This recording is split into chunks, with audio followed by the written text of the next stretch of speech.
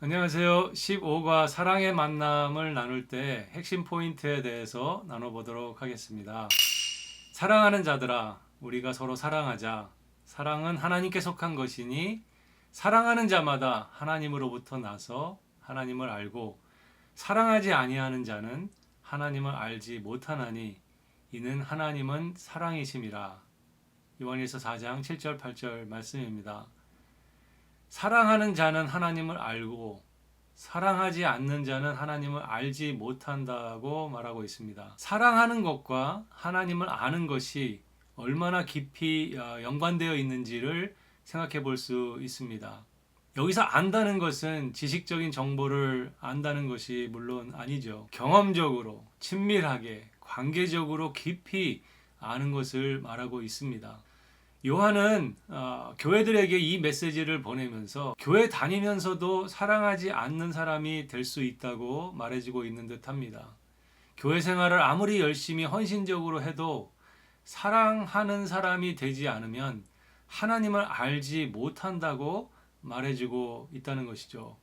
하나님을 참으로 진정으로 알고자 하면 다른 길이 아니라 사랑하는 자가 되어야 되는 것이 가장 확실한 길이라는 것을 말해주고 있습니다. 그렇다면 사랑의 만남이 무엇인가? 이번 과를 나누면서 결론부터 말하자면 사랑의 만남은 이타적인 아가페의 사랑을 실천하는 만남을 이야기하고 있습니다. 그리고 한 걸음 더 나아가서 사랑의 만남의 절정은 결국 용서하는 사랑을 실천하는 만남을 이야기하고 있다는 것이죠. 사랑의 만남은 첫 번째로 아가페 사랑, 이타적 사랑의 만남을 이야기해주고 있습니다. 교재에서 사랑의 세 가지 모습을 헬라어 단어로 소개하고 있습니다. 내가 받기를 항상 원하는 사랑, 그리고 서로 주고받는 사랑, 상대방에게 항상 주려고 하는 이타적인 사랑을 소개하면서 나의 관계들을 돌아보게 하는 것이죠. 우리 관계 안에서 이 세 가지 사랑의 모습이 어떻게 나타나고 있는지를 함께 나누는 시간입니다. 고린도전서 13장을 통해서 이타적인 사랑이 구체적으로 어떤 모습들인지를 보게 됩니다. 사랑은 오래 참고, 사랑은 온유하며, 사랑은 시기하지 아니하며, 사랑은 자랑하지 아니하며, 사랑은 교만하지 아니하며, 사랑은 무례히 행치 아니하며, 아가페의 사랑의 이러한 구체적인 모습들을 보면서 내 자신이 관계 속에서 실천하고 있는 사랑의 모습들은 무엇이고 잘 실천하지 못하는 모습들은 무엇인지, 어떤 관계에서 그런지를 나누어 보면서 우리 각자의 관계를 돌아보게 됩니다. 교재에서는 에로스의 사랑이 필레오의 사랑으로, 또 필레오의 사랑이 아가페의 사랑으로 발전할 수 있는가, 이러한 부분에 대해서도 함께 토론하도록 하고 있습니다. 굉장히 중요한 질문이고, 우리가 에로스적인 자기중심적인 사랑을 하는 관계에서 이타적인 상대방에게 나를 오히려 희생하면서 주는 그러한 아가페의 이타적인 사랑을 할 수 있는 관계로 진전될 수 있다 하는 것이 성경적인 말씀이고, 그것이 사실은 우리의 관계에서 희망을 주는 내용이라고 함께 나눌 수가 있습니다.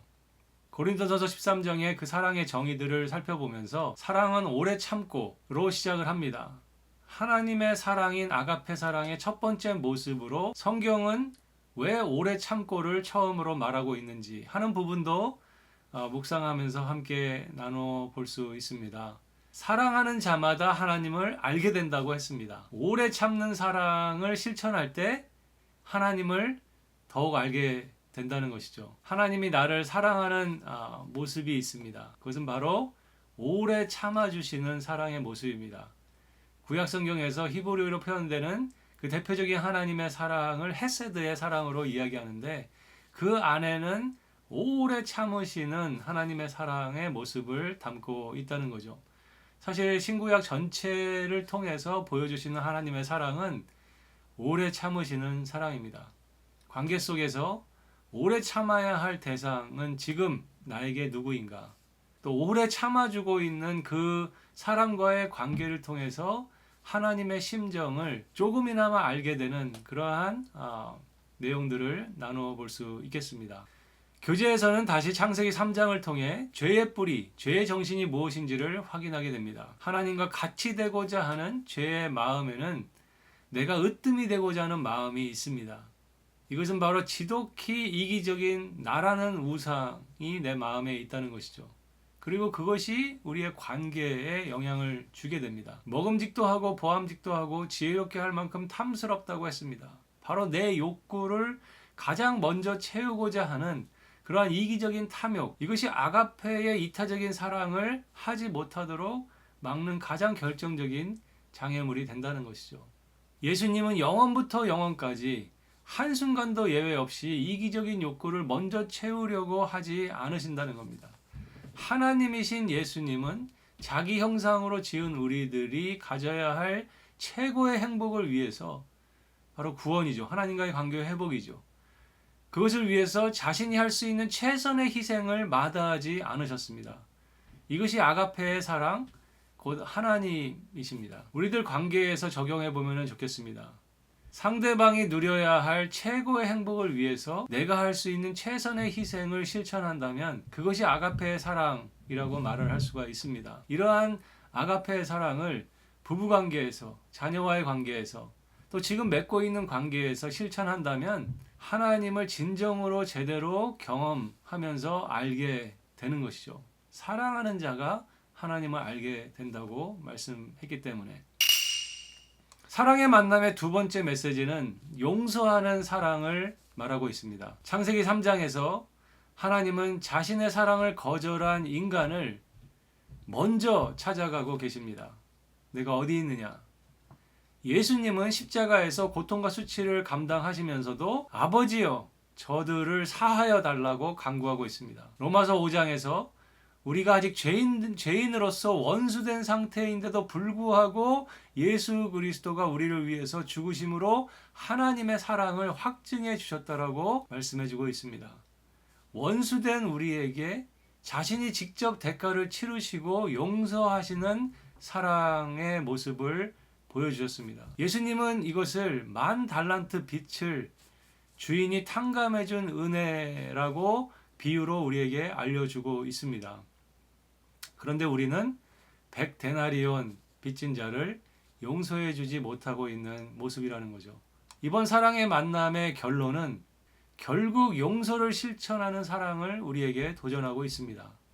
사랑할 수 없는 관계가 되어버린 그 사람, 용서할 수 없는 관계, 이러한 것들이 우리의 삶에 생기게 된다는 거죠. 문제없는 가정은 없다는 말이 정말 맞습니다. 정말 평안해 보이는 삶을 사는 사람인 것 같은데 1대1 만남 속에서 서로의 마음을 열고 나누기 시작하다 보면 그 관계 가운데 어려움이 없는 사람은 아무도 없다는 것을 알게 됩니다. 그 가운데서 가까운 관계, 서로 사랑하면서 신뢰했던 관계였는데 지금은 미워하는, 증오하는 관계가 되어버렸고 원수가 되어버린 관계가 우리의 삶 가운데 생기게 됐다는 거죠. 그런 아픈, 누구에게도 말하고 싶지 않은 그러한 관계의 어려움들을 이 만사의 나눔에서 사실 자연스럽게 나누어지는 경우들이 생깁니다. 사실 그것이 성령님의 인도하심이라고 생각합니다. 그런데 정말 용서가 쉽지가 않습니다.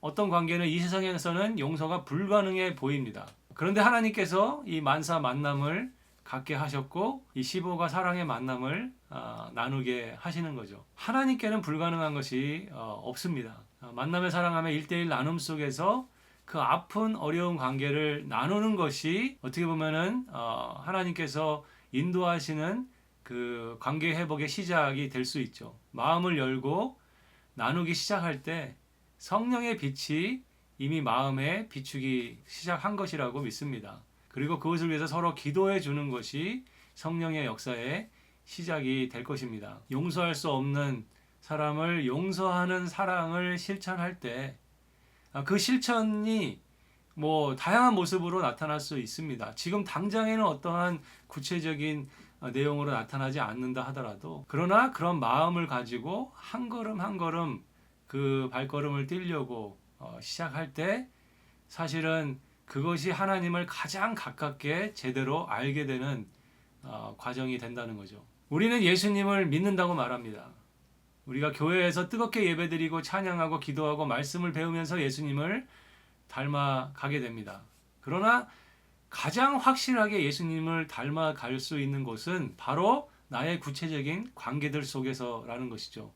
그리고 더 확실한 것은 내가 용서할 수 없는 사람, 이미 원수가 된 그 사람을 용서하고자 하는 마음을 갖기 시작하고, 그리고 그 작은 실천의 발걸음을 떼기 시작할 때 바로 그때 내가 예수님을 가장 제대로 닮아가고 있다고 믿습니다. 용서하고 화해하는 삶의 모습, 사실 그것이 세상 사람들에게 예수님을 믿는다는 것이 무엇인지를 가장 확실하게 증거하게 되는 것이고, 세상 사람들에게 하나님의 사랑이 과연 어떠한 사랑인지를 보여주는 가장 강력한 메시지가 된다고 생각을 합니다. 그러한 사랑의 만남, 이타적인 아가페의 사랑을 실천하려고 하는, 그리고 용서를 실천하는 사랑을 나누는 것이 이번 사랑의 만남의 가장 중요한 내용이 아닌가 그렇게 생각합니다. 예, 여기까지 하도록 하겠습니다. 감사합니다.